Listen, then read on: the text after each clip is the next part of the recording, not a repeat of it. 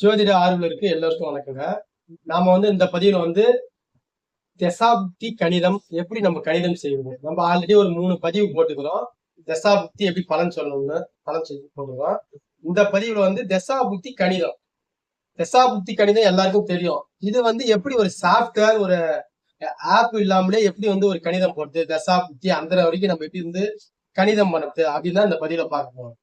இப்ப சாப்ட்வேர் வந்ததுனால date, time, placement போட்டா அது டக்குன்னு அது எல்லாமே ஒரே நிமிஷத்துல மொத்த சாட்டும் விவரம் எல்லாம் வந்துருது.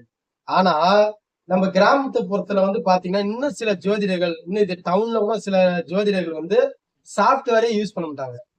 இந்த ஆப்பை யூஸ் பண்ண மாட்டாங்க. சாப்ட்வேரே யூஸ் பண்ணாம வெறும் அந்த தசா இருப்புல மீதம் தாய் செல் போக கர்ப்ப செல் உங்களுக்கு தெரியும். மீதம் உள்ள இருப்பு எவ்வளவு அதை வச்சு அவங்க இப்ப தசா புத்தி பலன்கள் என்ன, இப்ப எந்த தசா புத்தி அந்தரம் நடக்குது ஜாதகர்னு கண்டுபிடிச்சிருவாங்க. சரி, அந்த கால்குலேஷன் தான் உங்களுக்கு ஈஸியா புரியுற மாதிரி ஒரு உதாரண சாத்தோட சொல்றேன். ஜஸ்ட் இதை கத்துக்குங்க. இதை ஏன் கத்துக்கணும்னா சாப்ட்வேர் இல்லாமலே நம்மளால தசா புத்தி கணக்கீட செய்ய முடியும் அப்படின்றதுக்காக தான் இந்த பதிவு. சரி நண்பர்களே, நம்ம ஒரு உதாரண ஜாதகத்தோட பார்க்கலாம். இங்க பாருங்க, இது உதாரண ஜாதகம். 12/7/1970 பிறந்துகிறாரு. 11:35. தசா இருப்பு மீதம் உள்ள மாதம் வருடம் 5 வருடம் 0 மாதம் 13/4. குருடைய தசை, அதெல்லாம் 5 வருடம் 0 மாதம் 13 நாள் மீதம் இருக்குது. சரி, இதை முதல்ல கழிக்கணும். இதை கழிச்சு முதல்ல உங்களுடைய ஏஜ், உங்களுடைய வயசு என்ன நம்ம கண்டுபிடிக்கணும். அப்போ உங்க வயசு என்ன அப்படின்னு நம்ம பாக்கிறதுக்கு இன்னைக்கு டேட்டு முதல்ல போட்டுக்கிறோம். 2026 7ஆம் மாசம் 10ஆம் தேதி. அதுக்கப்புறம் அவருடைய பிறந்த தேதி 1970 பிறந்தாரு, 1ஆம் மாசம் 12ஆம் தேதி. இப்ப இதை கழிச்சாதான் அவருடைய வயசு என்னன்னு நமக்கு தெரியும். அதை எப்படி கழிக்கணும்னா இங்க பாருங்க, இது 4, இது 30, 10ல இருந்து 12 போவாது. அப்ப 30 + 10 நம்ம சேர்க்கிறப்ப 40 வரும். 40ல இருந்து 12 போனா 28. அதே மாதிரி இங்க 6 வரும். ஒண்ணு கடை வாங்கிட்டு இல்ல, இங்க மாசத்துக்கு கடை வாங்குறதுனால 6ல இருந்து 1 போனா 5. அதே மாதிரிதான் வருடம் இங்க 12.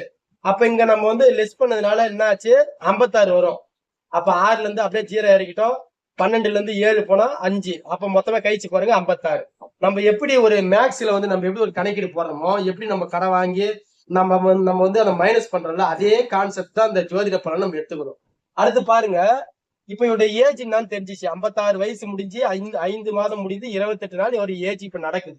இப்ப இதுக்கப்புறம் அந்த குரு திசையில மீதமுள்ள இருப்பு தொகை இருக்குதுல்ல, அதை நம்ம போடுறோம். அப்ப 5 வருடம் 0 மாதம் 13 நாள். அப்ப இதை என்ன பண்றோம், இந்த ஏஜியோட கழிக்கிறோம். கழிச்சா என்ன வருது பாருங்க, 51 வயசு 5 மாதம் 15 நாள். இப்ப அதுக்கு அடுத்த தசை, குரு தசைக்கு அடுத்த தசை சனி தசை 19 வருஷம். அந்த 19 வருஷத்தை போட்டு கழிக்கிறோம். அதுக்கப்புறம் சனிக்கு அப்புறம் புதன் தசை 17 வருஷம். அந்த 17 வருஷத்தை அதே மாதிரி சேம் கான்செப்ட்ல நான் எப்படி சொல்லணும் அதே மாதிரி கழிச்சு வந்துக்கிறேன். அதுக்கப்புறம் கேதுடைய தசை 7 வருஷத்தை கழிச்சிட்டோம். அதுக்கப்புறம் பாத்தீங்கன்னா சுக்கர தசை 20 வருஷம். அப்ப இந்த 8 வருஷத்துல 20 வருஷம் கழிக்க முடியாது. அப்ப என்ன பண்ணணும், சுக்கரனுடைய புத்தி என்னன்னு பாக்கணும். சுக்கர தசையில முதல்ல சுக்கரன் புத்தி.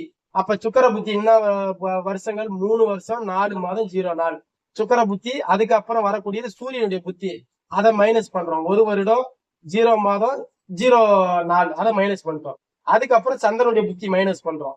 1 வருடம் 8 மாதம் 0 நாள். அதுக்கப்புறம் செவ்வாயுடைய புத்தி மைனஸ் பண்றோம்.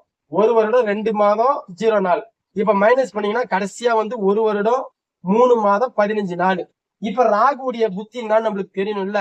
ராகுடைய புத்தி மொத்தமே பாத்தீங்கன்னா 3 வருடம் 0 மாதம் 0 நாள்.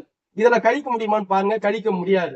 அப்ப என்ன பண்றோம், ராகுடைய புத்தியை மேல போட்டு, ராகுடைய புத்தி 3 வருடம் 0 நாள் மேல போட்டு இந்த சின்ன தொகை இருக்குது இல்ல, இந்த ராகுடைய புத்தியை இப்ப கழிக்கிறோம். எது, இந்த 1 வருடம் 3 மாதம் 15 நாள் கழிச்சா 2 வருடம் 8 மாதம் 15 நாள் அவருக்கு என்ன தசை, சுக்கர தசையில ராகுடைய புத்தி அவருக்கு 2 வருடம் 8 மாதம் 15 நாள் இன்னும் இருப்பு தொகை இருக்குது அப்படின்னு நம்ம கண்டுபிடிச்சிக்கிறோம்.